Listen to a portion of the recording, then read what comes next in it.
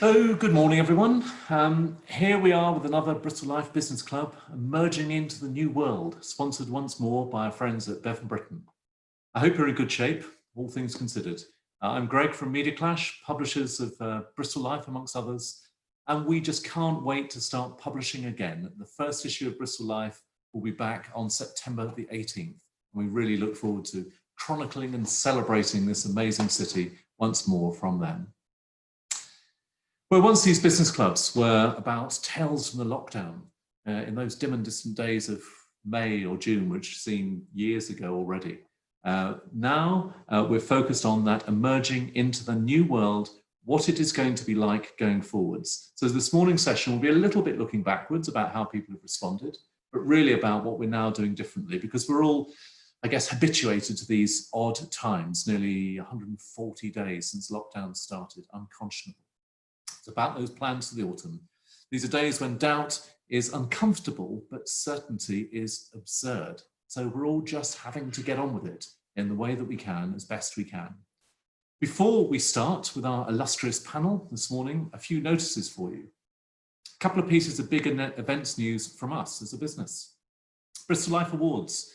You may have seen a half hour back or so that we have announced today that we will run the Bristol Life Awards on September the 17th as a very high profile, unique combination of live presented event, recorded items featuring sponsors and luminaries from Bristol across the piece, and also bringing in via live Zoom feeds the reactions from our finalists, and all wrapped up gorgeously in our true uber glam style. We had, of course, intended to run these awards in our massive marquee again in Harbourside, but that's just not an option. So we're pivoting, we're getting on with it, and we're bringing Bristol together on that night. And from our experience of running very similar awards in Cardiff, for the Cardiff Life Awards 3 weeks back, we're confident of putting on a really, really excellent show. But there's one key difference. More than that, it's a show with much greater reach. Some examples. In Cardiff's case, we had 3,500 logins for the awards and 2,800 views on YouTube. Full teams, as well as friends and families, were watching for free in a gorgeous celebration of the city. It's not just the 500 or so on the night, it's those on a much larger basis, and the impact on the city can be greater. To give an indication, if we can call this up, please just have a look at this example of one of our finalists who is being filmed by her husband with her children. Please let's run this video if we can. Thanks. We are now going to reveal our first winner, and our first winner of the creative category is... Good luck, Beth. Go on, Mum. Beth Morris.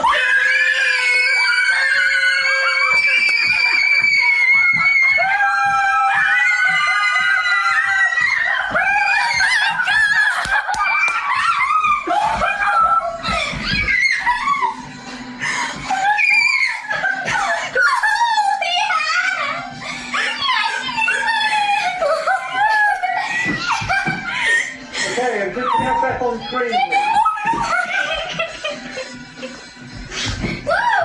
There you are, Beth. You're looking happy, looking smiling, you're pleased to win this award. My glass is empty. There you go. We can't guarantee that all reactions are going to be quite like that, but I think it's illustrative that all of us in business, whatever scale of business we're working with or for, that we all have relationships at home with our friends, with our families and so on, all of whom, in some part, we can now give the chance of sharing in successes such as this one. So the awards are different. They're not what we would have intended in terms of the marquee, as I've said, on Harbourside as previously. But the emotional connection can be as deep and can be more widely shared. Whichever way around, that's what we're doing, and we're going to have an awful lot of fun on that night. And we'll be partnering with food and drinks companies to help share the evening, with 10% of their takings going to Bristol charities. It seems to us to triangulate all the businesses of Bristol with hospitality, and we know how toughly that's been hit, plus, of course, the charities, and we'll be discussing that in a little moment with Adam. That's an opportunity for us to triangulate and give value across the piece.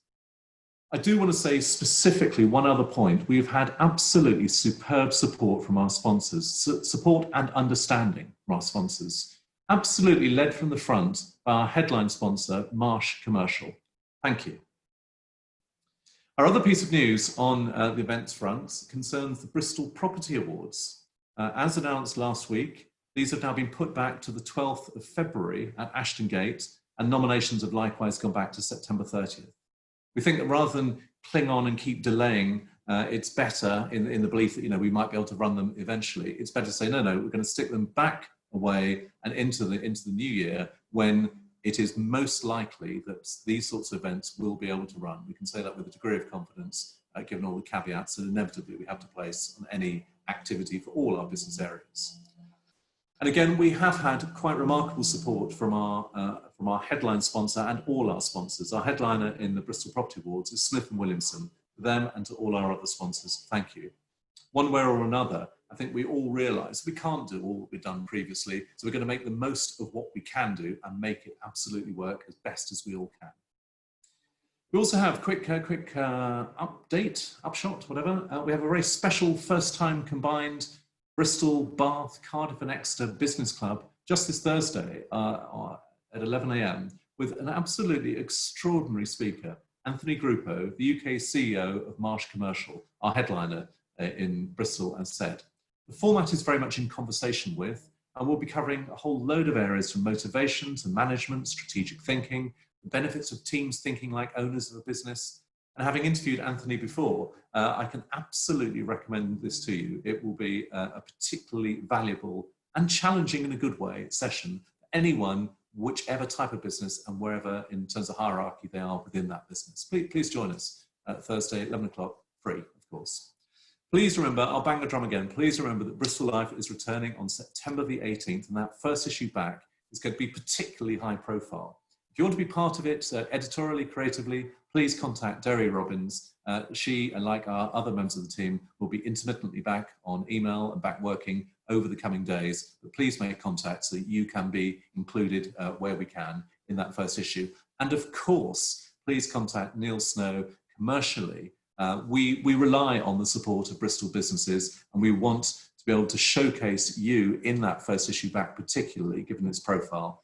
So please do make sure, if you're interested, if you're trading, if you're looking to promote your businesses, then you talk with Neil. The ad deadline is September 4th, which is really not so far away. September sounds miles away, but it's not. It's going to come out very, very soon. On to our session today. Our panellists are John Payne of Noisy Little Monkey, and we'll be hearing in this order. Leigh-Anne Treadwell at Bristol Upholstery Collective, Adam Tutton, Bristol Rovers Community Trust, and Ash Phillips of Yena. So that's charity, events, marketing, creativity, education, all areas, of course, affected, because all areas have been affected by the pandemic, but all figuring out ways of navigating their way through. Welcome to them all, and let's begin with John. If you'd like to step forward, please. Or if you're bashful, then don't. Just couldn't find the button. It's all right. I just love that little frisson, that little delay where you think, oh, it's not going to happen. Yes, of course. Of course, a man with your business sector, you're bound to be able to click the right button and join us today. So John, tell us a little bit about Noisy Little Monkey for those who don't fully know it so far. Noisy Little Monkey is a Bristol-based agency, been going for about 10 years. Started off really in the SEO space, shining a light on poor practice and helping people not get burned by digital charlatans. And over the last 10 years, we've kind of grown to help our clients dramatically grow their business through digital marketing and sales automation. So tell me what's the nearest thing you don't do, if that makes sense. So you obviously can't cover every single aspect of digital marketing. So what sort of just a little bit beyond what you do where you may partner with someone else? A little bit beyond what we do is probably social media advertising exclusively. We do that often as a part of a bigger thing. A little bit beyond what we do also is Google search ads. We have partners who help us with that, but actually most of our clients tend to try and retire their search ads once we start working with them. Right. So tell us how this time, this great pause, as it's been called, how it's worked for you managerially, and also how it's been for the team as well. So I guess managerially, and I suspect I'm going to be saying what a lot of other people are keen to say, which is, I don't know, maybe I think probably I am different in that I panicked quite a lot for about, I would imagine, 2 or 3 months, I would think. It's quite a long time to have a panic for. Panic seems to be like an urgent, quick thing, short thing, but yours was Yeah, I really am pretty much an expert on panicking. I'm like a hypochondriac for the business. But now it feels like we're approaching the new normal. If the new normal is being cautious about what change looks like, that there's another lockdown potentially coming and all that kind of stuff. So managerially, it was actually relatively easy from a management perspective. In fact, we transitioned to a remote office while I was on holiday. We didn't actually fly to Spain because I thought that might be a bad idea. And sure enough, it locked down the day after we were going to fly back in March. But actually, because we use Zoom all the time with our clients, we've got clients all over the country, all over the world. Everybody just went and worked from home. They took stuff. It was like an exodus of chairs and stuff like that. So logistically, it was fine.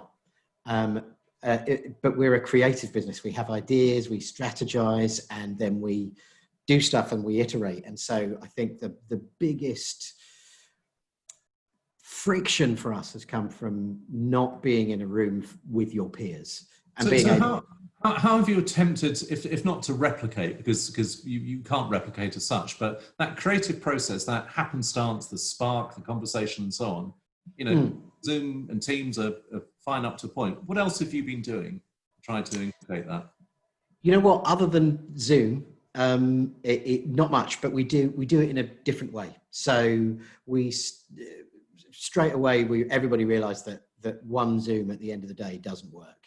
Just catching up and going, what a tough day you've had, or you forget, we focus on the negative, don't we? Particularly when we're alone. It's the human condition to focus on what didn't work out today. So what we started to do was have just chats for half an hour in the morning, stand up like if you're in software, you'd call it an agile stand up, but it was just having a natter. And so between 9 and 9:30, and between 4:30 and 5, we talk about what everybody's having for dinner. You're not allowed to talk about work. So, and we have we've had other people who have just got, if they're working on stuff, they've just got the Zoom connection open to each other all day. So they can just natter, share music, all of that kind of stuff. We have had remote meetups in the park over at Greville Smythe, where we arrive with dinner, and we're only a team of 10. So we arrive with dinner and a few drinks, and we sit spread about, and that's been quite nice. But really, and Nick, my wife, the MD who runs the business, she has monthly one-to-ones with all of the team where we talk about how they're progressing and what they can do better rather than saving it up every year, and what they want to do with their lives. It's nice to know if they want to progress and we are not the business for them, how we can make sure that they turn into more rounded potential employees of someone else. And we've moved that from a monthly thing to a bi-weekly thing. Is that twice a month, every 2 weeks? And it's a half-hour catch-up. You get to have a moan and sort of ask questions. We've also employed a coach to help the team figure out what their purpose is a bit more, rather than just, okay, I need to service this client, I need to do these hours, I need to bill this stuff. Actually, what are we doing? Like, helping businesses grow is kind of, or more interesting purpose than we have to turn over £250,000 in the next 6 months. So we're helping them discover their purpose personally, and ours, which has been actually quite touching, quite emotional, as if we needed any more during lockdown. And just a sidebar, that sense of purpose has been rising as part of a company's sort of focal points or repertoire or whatever pre the pandemic. It's almost as though the great pause has also been a great accelerator, that it's helped to bring forward that, and it's inspiring to hear that you're doing that specifically. I wanted to ask you one last question in this phase. In this time that's been disproportionately digital, whether it's Zoom or Netflix or WhatsApp or whatever the iteration might be, ostensibly favoured your business or your sector. Paradoxically, getting attention in that world has never been more difficult. So how has it been for business trying to get cut through when it's yet noisier? Yeah, exactly. You know what? I think there's a lot of businesses that have struggled. A lot of our clients have struggled because they've laid off marketing teams. That's one of the first things to go. and particularly because we serve the B2B sector. So when no one's really doing business, there's no B2B to be done, or less B2B to be done. But the places where we've seen people winning, and the place where we've won is, and this comes from Alan Thorpe, he's the sales director of Indicia, owned by Konica Minolta, big agency in town. We were talking to him on one of our webinars at the beginning of lockdown, and he said about this Harvard Business Review thing that had come out many years ago that focused on businesses that did well during a recession. And businesses that do well during a recession tend to lean into branding and communicating effectively and authentically with their clients. And one of the examples was Virgin, when the big oil crisis happened, and back in the mid-90s, the price of oil went through the roof, no one was flying, Virgin were really suffering. They laid into branded marketing on TV and all over the place. So we've been doing that because we want to replicate their tremendous growth after that, which they really saw in the early 2000s. And we've seen that as well. We've seen tremendous results from doing things like this, really useful, authentic webinars, not stuff where it's just people filling the air, but stuff that's authentic, where you're actually genuinely trying to help your audience. And we've seen that work for us and for a good number of our clients. And that's how they're getting cut through. And there's a standback point. On the whole, there's a correlation between those who take activity, marketing activity, during recessions or quieter times. The share of voice tends to be higher, and the value tends to be more residual. And there's a whole variety of case studies, as you mentioned, almost from Harvard downwards, which for those of us broadly in this world is somewhat comforting, as long as everyone buys that argument, which it is important to keep your share. They should all really keep buying both media, offline and online, right, Greg? Yeah, well, we could probably bore our audience by each supporting each other. I'm going to suggest, John, that if you would like to step back, we'll call you back for the panel session very shortly, but thank you so far. Thanks. Leigh-Anne, Bristol Upholstery Collective. Where are you? There you are. Hello. How have you been? Good, thanks. Yeah, all right. Oh, there's some interesting sound effects, which I couldn't quite That might have been a nice large lorry bouncing its way up the Wells Road. Marvelous. That's authentic. For those on this call who perhaps don't know your business or can't quite discern it from the words Bristol Upholstery Collective, perhaps tell us a little bit more about what you do as a creative educational skills development organisation. So we're an association of master upholsterers training centre. So that's our main business activity, is that we train people within the upholstery industry. So it's a 3-year diploma that we offer. But then for the people that have their chairs at home, we do a lot of leisure courses. So people can bring in their old heirlooms and chairs that they absolutely adore and need a lot of love, and do them up in class here with us. It's really fun and exciting. But then also, if you haven't really got time to do the classes and learn yourself, you can commission us. We have an upholstery service, and we very much like to design very statement and unique chairs. Wonderful. Do you ever call them chair looms, by the way, or is that just... Chair looms, yes, yeah. I don't know how I've been in this industry for like over 12 years now and not come across that one. Thanks, Greg. I'll be hashtagging that later. Yeah, do chair looms. That's what you need. That could be a whole sort of marketing initiative. But tell us this. I mean, on a slightly more serious point, what has been different for you in these times? Oh my word. So actually the difference is physically not being able to have people in the classroom with us during the lockdown period. Everything just paused. So my team, my wonderful team that we bounced so well with, that was gone.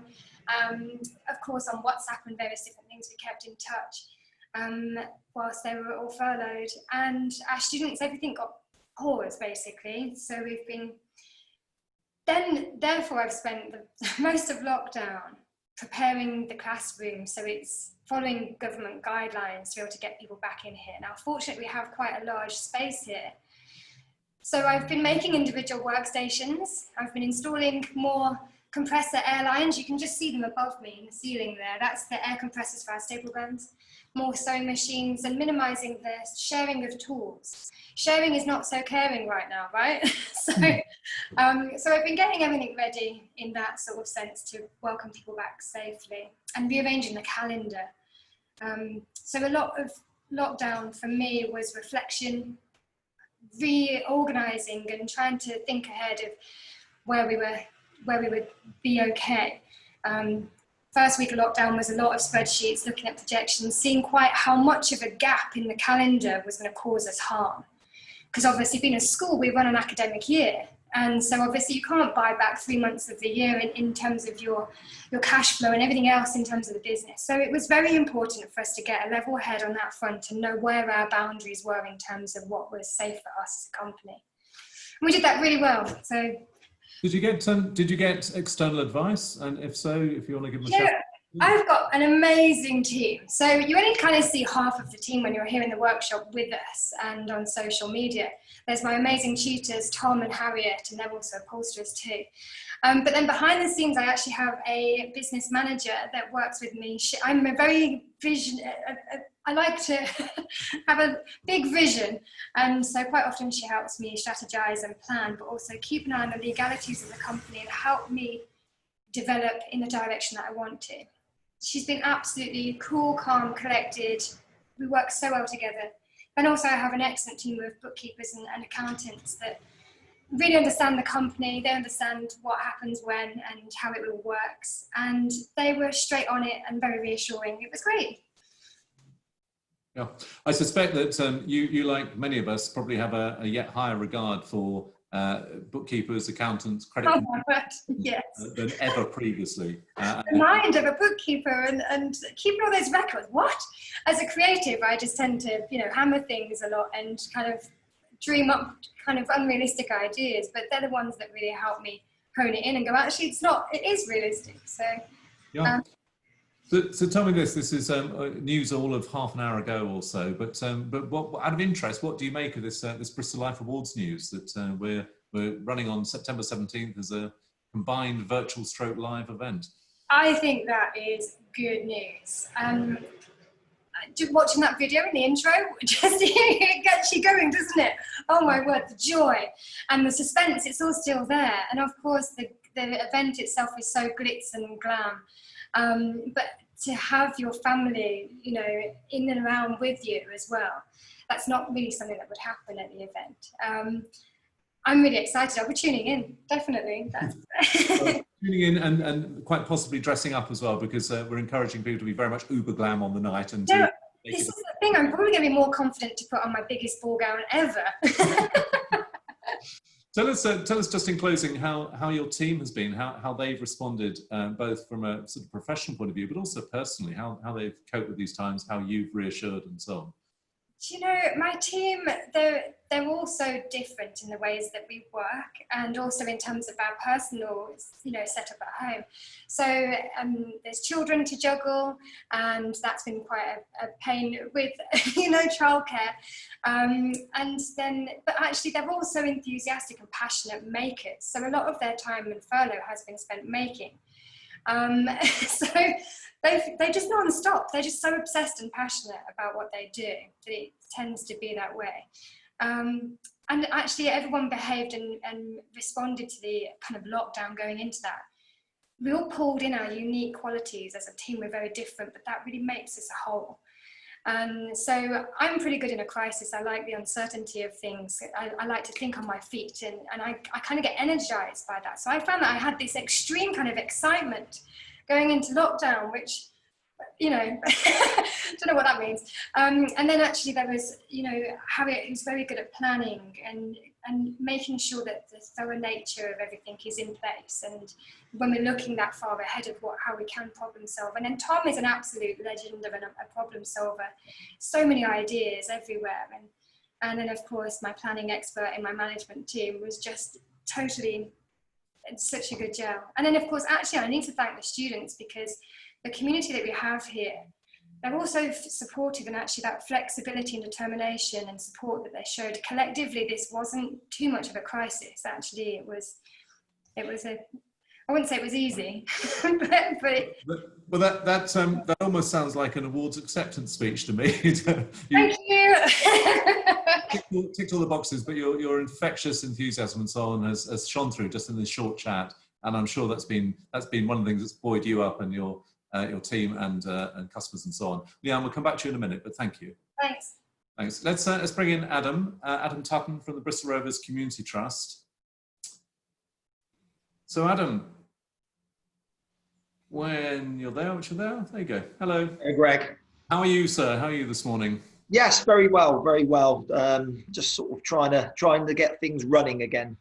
So yeah, tell us that. What have you been able to do in the last few weeks, and how do your next few weeks look compared with where you were in March, April? So obviously, you know, a lot of the work, you know, we're the official charity of Bristol Rovers Football Club. We've been going for about over 20 years now. When the lockdown came in March, you know, football and sport was one of the first things that, you know, had to stop there and then pretty much. So for us, that came as a bit of a shock. Football stopped up at the Memorial Stadium. So did most of our delivery. You know, a lot of our work is based around health, fitness and education. So that's whether that's in school or stuff that we do in the evening. And we just had to stop there and then. So it was a case of sitting down with the team. We've got a great board of trustees at the club, and sitting down with them and thinking, okay, what do we do? We can't offer the service that we normally do. And then it was all about diversification for us. I think that was the key word that lockdown has had for us as an organisation. We knew we had qualified staff. We knew the sort of areas we worked in. With the Bristol Rovers badge obviously being 4 quarters, we work in the areas of health, education, inclusion and sport. So we thought, we can't do the sport. What can we do? So we went out to a lot of the partners that we work with and said, look, we've got a team of staff here. We've got minibuses. We've got the people there. What do you need? And the initial response, you know, from sort of day one was from schools that we work with that needed help with free school meals. You know, children weren't allowed into schools. So the first job for us was to get the staff out working with schools. And we actually were sort of at the forefront there and on the front line of actually going out and delivering food parcels to families across Bristol, which was not something we'd done before. How was that managerially or operationally? You're suddenly having to learn a new skill or a new structure live in real terms. How was that for you personally? It was a case of all hands on deck, because obviously in the early stages, you know, you simply couldn't get together with staff. So it was Zoom meetings. We were working closely with the schools. They were giving us addresses. We were going to schools. We were picking up weeks worth of supplies for individual families. And actually, we were at that stage getting masked up. We were getting gloved up. And we were travelling to areas where children were receiving free school meals. One of the key areas we were working was down in St Mary Redcliffe, in the blocks of flats down there. And in the early days, I think we forget how terrifying it was at that early stage of lockdown. We were working in blocks of flats where we were going up to doorways, you know, to deliver food.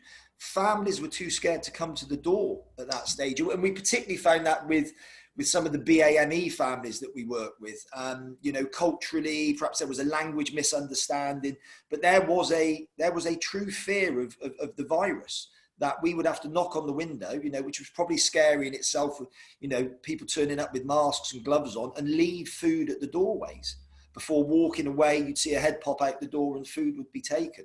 So it was, I'll be very honest with you, Greg, we had to learn on the job. What do you think? It's far too early to say, of course, a big caveat. But what do you think the longer term impact of this might be for the trust and the people that you're dealing with? I think I'll be very honest in saying that we were very lucky that the Premier League returned to action. The Premier League and the EFL are major funders of a charity such as ours that's involved with sport. If the game had not returned, I think we could be in a very, very different position. And I think that's why it was so important. I know the Premier League was completed behind closed doors, but obviously the financial implications to so many people, you know, broadcasters, sponsors, they had to complete that league really. I think if they hadn't, we would have been in trouble because our funding would have been significantly cut. We've been lucky in that the funders have, they've continued and they've been happy to fund whatever we're doing. We might not be delivering sport now, but the Premier League and the EFL were happy that we were either working with schools or one of the new areas we worked in is tackling isolation in the elderly. So just to understand that, from the outside, football, like any professional sport, it relies on its match day revenues, its associative owned sponsorship revenues. It's whatever is happening within the league's sponsorship. But in your case, you're saying the Premiership, the money in part does sort of come through the system to a club in. But both the Premier League, the money from the Premier League, which we are talking, hundreds and hundreds of millions of pounds, works its way down through. Bristol Rovers clearly, at the moment we're not a Premiership club. Maybe one day. But that money does trickle down through, to organisations such as ours. And the EFL as well, they fund us. Where they've been very supportive is in saying, look, you can't deliver your normal product as such. So what else can you do? And that's why, like I said, we've worked into the areas of working with schools. We started, the second area we worked into was trying to identify, okay, we deal with vulnerable people within the community. Who are the vulnerable people? School children were one of them, those on free school meals. But another one we identified very early on was the over 70s. Because at that stage, obviously, they were isolating and, really couldn't be leaving their house. So we took a very novel approach that we got the club manager to write an email to all 768 of our season ticket holders that were over the age of 70 to say, look, do you need support? We're happily sort of come over and help you out with food. And that's when we started to work with partners like FareShare. We worked with Bristol Rovers Formers and Players Association, who basically provided us with food packs that we started to deliver to the most vulnerable in our community. And that, again, was a case of getting into a minibus and driving across Bristol. We were doing over 120 miles around the city, dropping off food parcels. The players got involved, the team got involved. I think social media was very important to us at that stage, getting our message out. And one of the incredible stats that came out of it was we had a short video was 3 of the players delivering some food parcels. I now know that video itself has been watched over 1.9 million times because it got picked up by Radio 1. So that's actually put us in quite a good stead because people are recognising what we do, perhaps even more so than prior to the pandemic. There's one of the potential paradoxes, but I wanted just to, in closing this section, just to give you the platform of the people watching now, watching on YouTube subsequently. What can the businesses of Bristol do for you as an organisation and charity right now? For us moving forward, we will be looking at, I have a fear that there is going to be a mental health crisis in young people, particularly from September onwards when there's a return to school. There's a lot of talk around that at the moment. So what we are looking to do is develop our mental health projects. And if people are out there at the moment and would like to support the community trust, we have a donations page, but what we'll be doing is I'd like Bristol businesses to come to me and say, look, here's a great idea. This is what we'd like to get into, be it mental health, be it working with the elderly and almost develop in conjunction with people bespoke projects that we can do for those most in need. Well, if any Bristol business watching this or watching on YouTube wishes to get in touch, please do. We'll make sure there's a link in the subsequent email about today's event, but we'll also be pushing it through social media using our own hashtag Bristol Together, where we've been trying to promote the good that people do, and undoubtedly there has been. Adam, thank you for now. Thank you. Thank you, Greg. Let's bring in Ash Phillips from Yena. Ash, how are you doing and what do you do for those who don't know what you do? Sure, thanks Greg, thanks for having me. God, how do you follow that, hey? Yena is a benefits by subscription service for startups, freelancers and scale-ups. We started as a meetup. Lots of people will remember us as the meetup for young entrepreneurs specifically. Started around 7 or 8 years ago as a small group in one bar. And Up until the start of COVID, we were running free events still across 21 cities in 9 countries for about 5,000 people a year. But halfway through that experience, we realized, hey, we probably should sell something to turn this into a business. And subsequently, that's where Yena has become, a benefits by subscription service for people building and growing businesses. And so you've given a very sort of a quick canter through the business, but how has lockdown changed what you do? And at what point did you sort of pivot to a new approach? So we've been, it depends on your situation and position relative to the business, I guess. For me, it feels like we pivot maybe 4 times a day, but we are still relatively small as a 2-person company. So it's natural for us to feel like we're doing that. But the events, even though they're not a monetized part of our business, is still a really big part of our social impact initiative and a big part of our brand awareness play. Our brand partners power those events, and so we have a responsibility to continue running them, as I'm sure you can appreciate, because it's a similar model for you. And so effectively taking out of play 21 cities worth of events for thousands of people to connect at each year in a safe space, it removes that sense of, just as Adam rightly mentioned, the sense of well-being and mental health that the next gen of founders are looking for amongst peers. So we decided to flip that, and we took them online. And we didn't just we started with kind of Zoom recordings and live events, but then we took it an extra step with a company that was fairly incestuous, part of our community. So we now run live events in a what can be best described as a Sims-like atmosphere, with digital avatars that allow people to connect in essentially the same room, in inverted commas, with a stage and an actual fireside for our fireside chat, and people sharing tables.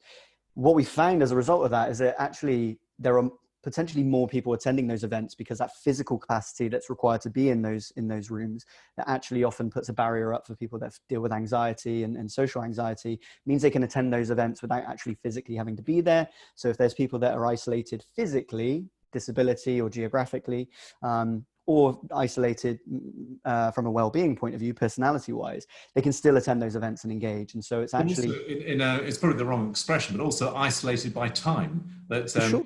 Traveling to an event, traveling back from an event, just eats time separate to the event itself, whereas digitally is much more efficient. We find that, and I don't want to get too inverted here, we find a lot of people tune into these within a minute or so before it starts, whereas you wouldn't know, otherwise. I want to come into something different for you personally. You're a gregarious person. We met sometime back, and you struck me as someone who's a sort of happy, positive, sort of pretty dynamic sort of guy. But what's it been like being penned in for you personally? Yeah, it's been tough. I'm not going to lie. I think the important thing for people to do right now is to be as transparent as they can about how they're feeling, because everybody else is finding it tough too. It's been up and down. There's been maybe 1 or 2 days during lockdown where I've been uber productive, and the challenge has been trying to figure out how to replicate that. And I haven't found a way to do that yet. Some weeks it's just super unproductive. As a business, it's given us time to go back to the drawing board and polish things that we didn't really have time to polish before, an excuse to polish.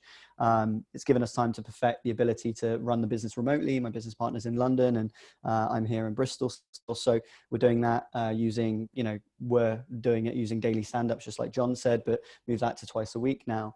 But in between that, the blurred line between the work-life, people call it work-life balance, work-life blend, whatever you want to call it, that line is blurred so much more. I don't need to tell everybody else that. We all know it. And I'm saying that as someone who doesn't have any dependents and is a single guy living in Bristol in the centre. So there's the ability for me to go out and kind of passively socialise by being near people, obviously within socially distancing rules. But I can only imagine how much tougher it is for people that are dealing with that with kids at home, for example. So we're no longer working from home so much as living at work, and it's that blurring just create complications. Whether it's geographic, if the rooms, the locale is not big enough, digitally, whether broadband's strong enough, but certainly personally, if people have got families, dependents and so on, it's just difficult to do that. We will come back to you in a second, Ash. Well, rather, you stay on. Let's bring the others forward for a quick panel discussion. So Adam, Leigh-Anne and John, if we may. Leigh-Anne, such as the gorgeousness of your setup, I think we want to bring forward a little campaign we're going to do, which is under the hashtag of Show Us Yours. We want people to take short 30 seconds of their new work locales, because all of us are physically having to adapt, those with offices or places of work, And again, that's part of the reassurance. We've seen particularly gyms and sports clubs do this, because you see, well, that's what it now looks like. I can feel reassured about going. Anyway, tell me this. One expression that has been out there about this lockdown is that lockdown makes everything local. We're all yet more in love with Bristol and our independence. Do you buy that? Absolutely. Do you know, actually, we took the time to take down some old things in the workshop we were renovating. And one local came in, crawling through the door, screaming, hitting the floor, saying, "No, not this one, it can't close down, please, no." And I was just like, oh God, that's really supportive, thanks. But it's definitely the community are all rooting for each other. It's a great place to be up here in Tutton for that, especially. And Adam, you touched on this about the sort of community support. I mean, that is the nature of your organisation, your charity, of course, in any case, but been more pronounced during this lockdown time. Yeah, I think, you know, the hashtag that we use is 4 quarters, 1 community. You know, I think a football club traditionally is at the heart of a community, you know, and that's what we have to continue to be.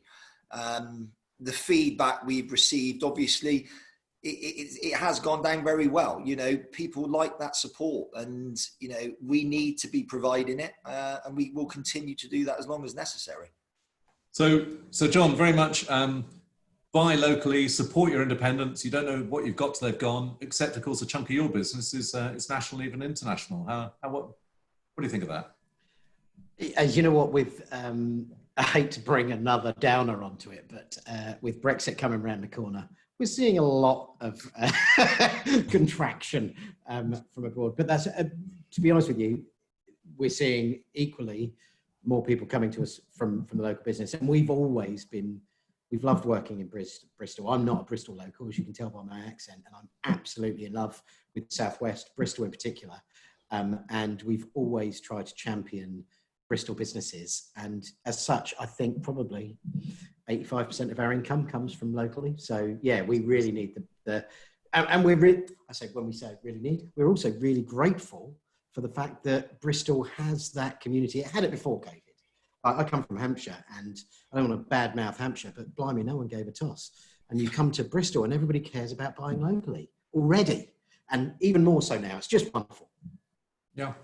So actually, do you buy that? The sort of lockdown making everything local, and yet paradoxically at the same time, everyone's buying far more from Amazon. There's more cardboard around than ever before, more delivery vans. How does that work? Yeah, for sure. I'm definitely adding to their bottom line, I have to admit, but certainly to the local cafe too. So supporting local has never been more important. But also I want to just say conversely to the localization piece, there's also this globalization piece that we're seeing. Maybe it's rose tinted glasses from me considering what we do as a living, but as a working class lad that's from like 2 minutes along the road from where the mem is, and Adam probably works most of the time in Filton, I've now since lockdown, spoken to more people internationally than I ever have done before. And I think what lockdown has done is the increase in isolation has lowered this ivory tower effect of having to go to Canary Wharf to meet quote unquote important people to do deals and partnerships.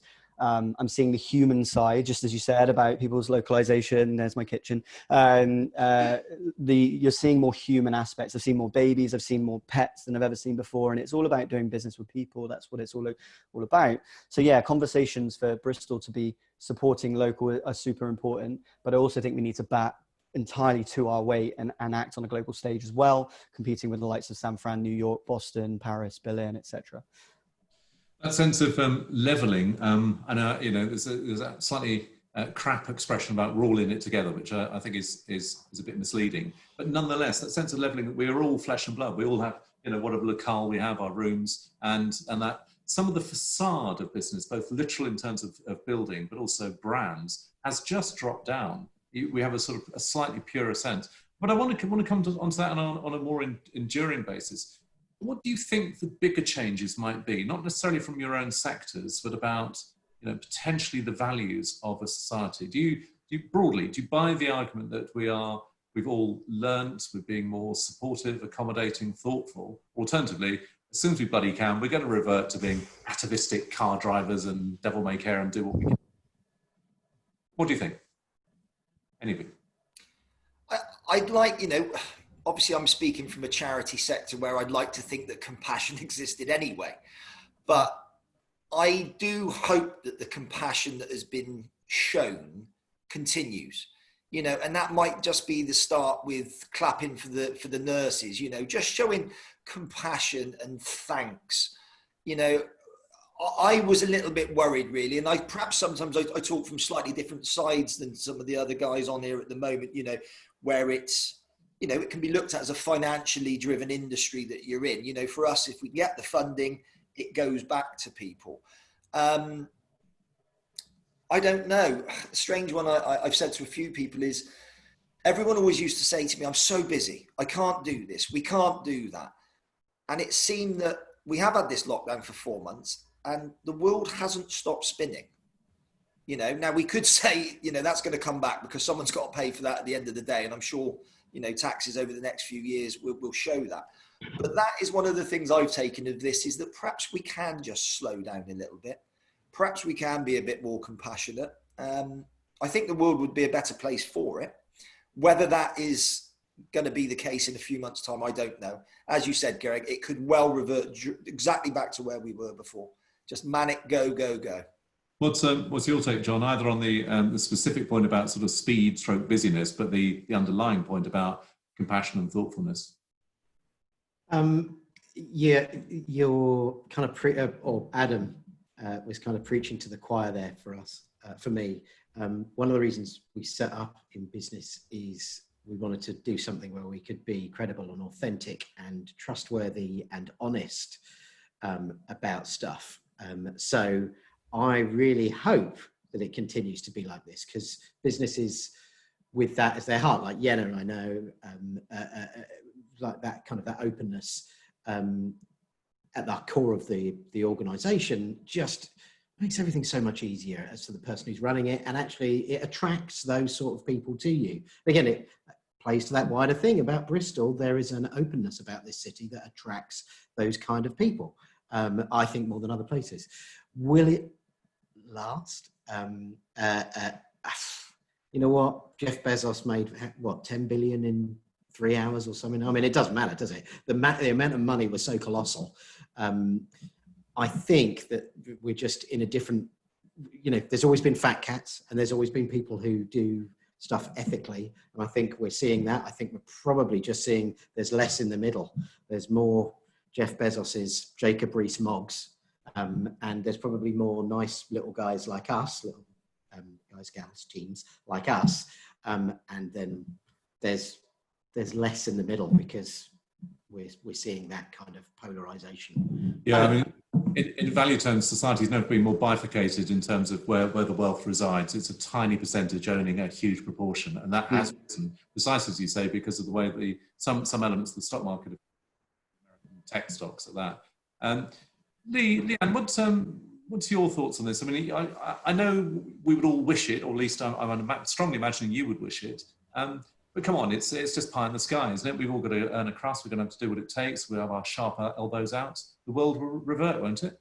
You know, I am known for being a workaholic. Excuse me. And basically, every hour that I spend in the workshop is just my heaven. I love it here. So actually, I was still able to get in the workshop, which was fine. But then going home and spending time at home was actually quite difficult for me. And it was really wonderful to slow the pace down, to not work all the evenings teaching my courses and the weekends. And I think also people really felt this sense of home as well, this connection with their own space, their own self. And not only in their interiors, so people were doing their DIY, they were repainting, they were trapped in there and they thought they'd improve their spaces. So actually I was getting so many inquiries about chairs being done up, and then also the craft of upholstery, a beautiful escapism that people were saying, can you do an online demo? Can you do this? Can you do that? And I could have quite easily filled my lockdown time full of all of the plans I've ever imagined, because there's so many ideas of how to grow globally and make this community that we have here that's so supportive and encouraging so much wider. And of course I did try and make an online school whilst I was in lockdown, to do that, and to also to try and slow down the actual physical presence. I'm needed here quite a lot. So I'm trying to free myself, and but I found out I need a camera person. I'm not too good at filming myself and staying on point. Just your point about people wishing to improve perhaps their interiors, their locale. We're certainly finding out with Bristol Life that our homes have been very hard hit. We've all spent far more time in them, and the desire to do up our homes, alternatively to convert an area so we can work from home, or even more radically move for a better quality of life and more space and so on. That's quite a big trend that we're seeing right now, and it's magnified at the top end, that is, by the London money coming into the West Country, particularly Bristol, but also Bath, because people they want to get out of the city, they want a different value of life and so on. And that's part of that trend, we suspect. I want to just bring in a couple of points from people on the call. So one is, let me get her name. One is Andrula Karanicola, who says about you, Leigh-Anne, I'm sure, I've also seen this lovely lady on TV. So there you are. You have fans out there. I'm filming this afternoon. I've got a new project coming up. You won't see it till next year. Sorry. Well, there you go. And well, there's a different point being made by James Hannam of Priory Placement, a Priory Placement Specialist at Priory Healthcare. He reckons this is a pertinent question, and indeed it is. And Adam, you've touched on this. What are organisations in Bristol doing to help employees' mental health and well-being during this time? So in Adam's case, we were talking about the young people particularly that you engage with. What about your own organisations and the teams you work with about mental health and well-being? Anyone like to pick up a point? Yeah, we actually, again, for us, technology came in, actually, and we've, ourselves and the football club and a lot of other trusts have actually signed up to an online well-being system called GoVox, which basically every week staff get an email, an automated sort of email that has various questions on it about the state of their mental health, how well they're sleeping, are there any issues that they want to speak to. All that data gets fed back to safeguarding officers within the community trust, who have responsibility to basically go through that to sort of try and identify any trends. Is there something that's happening at work that is causing stress? Has the COVID, outbreak caused any stress? And that then gives us an opportunity to sort of contact those people. And the final question is literally, do you need to speak to somebody? Because I think it's all well and good saying that, we speak to all of our staff. It's very easy to miss someone, and unfortunately, I think automated is not the way I would like to be, but that is a starting point for us. That may identify any issues that we have, and then you get the personal support from them.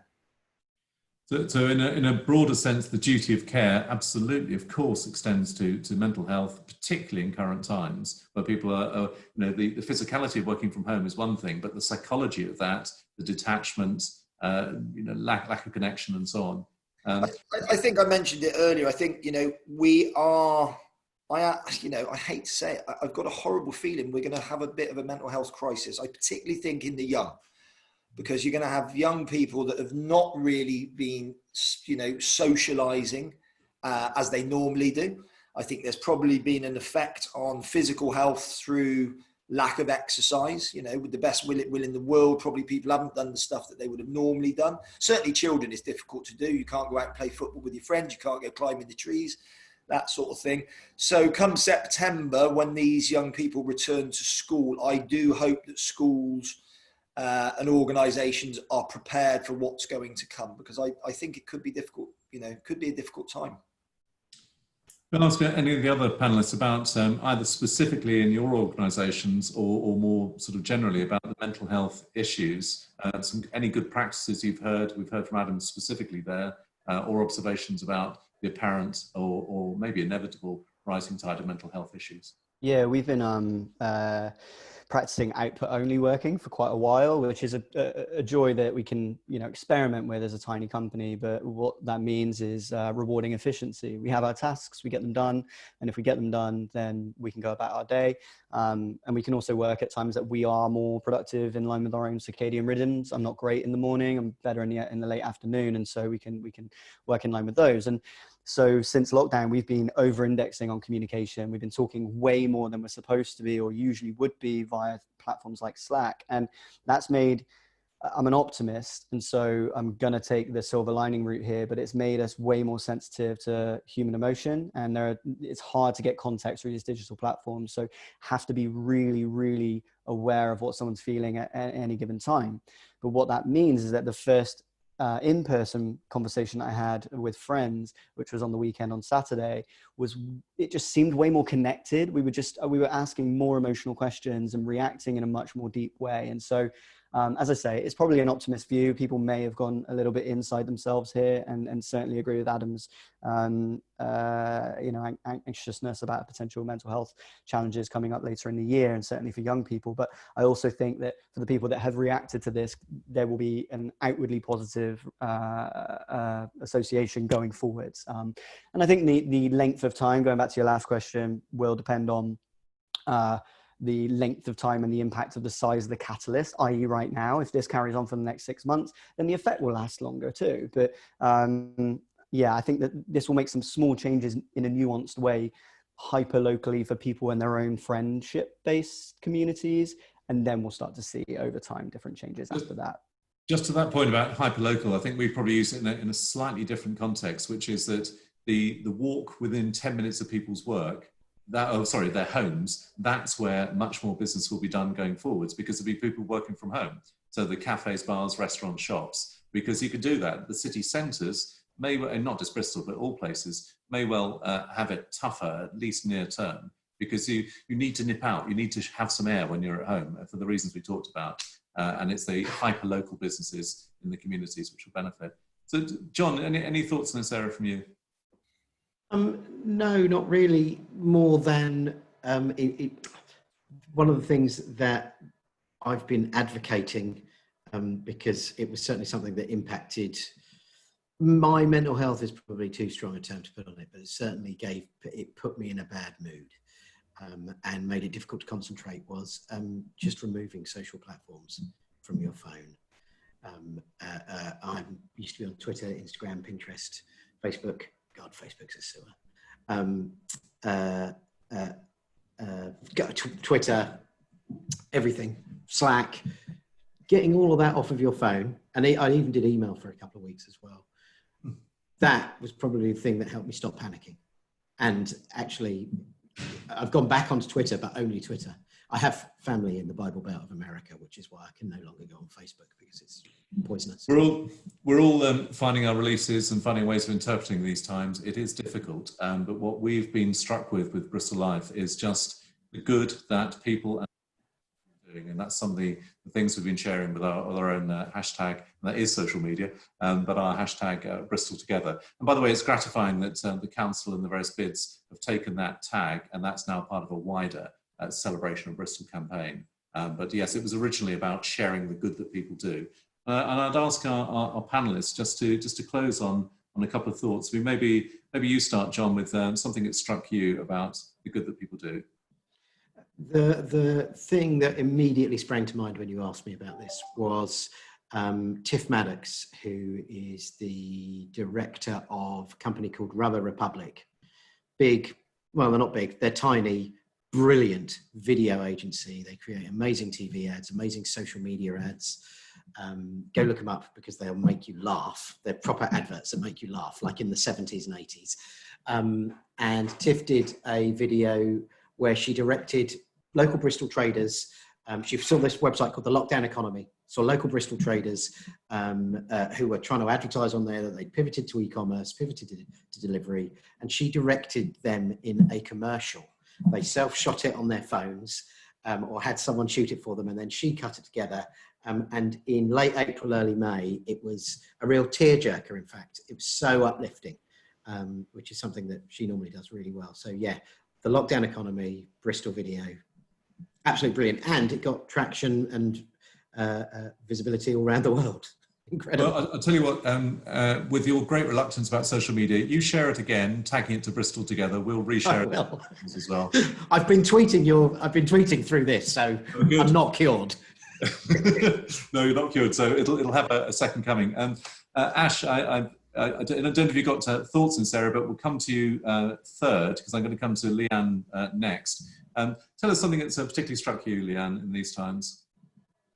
I think the sharing of skills, again, parents spending more time with their children at home whilst working from home and around the house. And there were a couple of students, and I know one of my employees with children taught their kids how to use industrial sewing machines. So these big lumpy things that are in the workrooms. And you know that they're quite precision based and speedy. And they were making masks and delivering them to their local hospices and various different medical centres that needed them.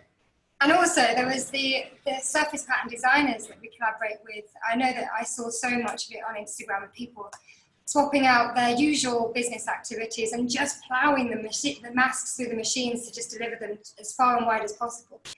So it was a good effort. It really made me see some joy in people's design creativity and how it rippled out through the community. Lovely. Creativity, ingenuity, and practical as well at the same time. Very as well. Brilliant. Yeah. Actually have a vignette in this direction? Yeah, could be. That's it. Yeah, I'm seeing collaboration more than I've ever seen collaboration, in different ways than I've ever seen it before.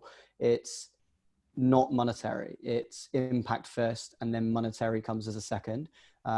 Commercial viability is something that is required to sustain, but the impact is the main point for all the people that I'm seeing working together. We've got the glory of being able to see this happen on an international basis, but you know, never before have I seen as much interaction from people in Australia with people in Malta, and people in the UK with people in Mexico. Everybody's been impacted by the same thing, and that's bringing people together. It's a shame that we have to have something that's so huge and negative to bring people together at certain times, but if we can take that interaction and run with it and keep it going, that would be amazing. But yeah, just like John was saying, lockdown economy things, we're seeing people that have wanted to launch side hustles as main businesses, or people that have wanted to take ideas and launch them as side hustles, and so on, have the excuse to do so. And so in such morbid times, there's a lot of light that can be shined, and I'm really appreciative for it.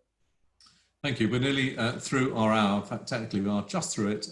But I wanted to end with Adam. You had a specific area you wanted to highlight as an example of the good that people and organisations are doing in Bristol.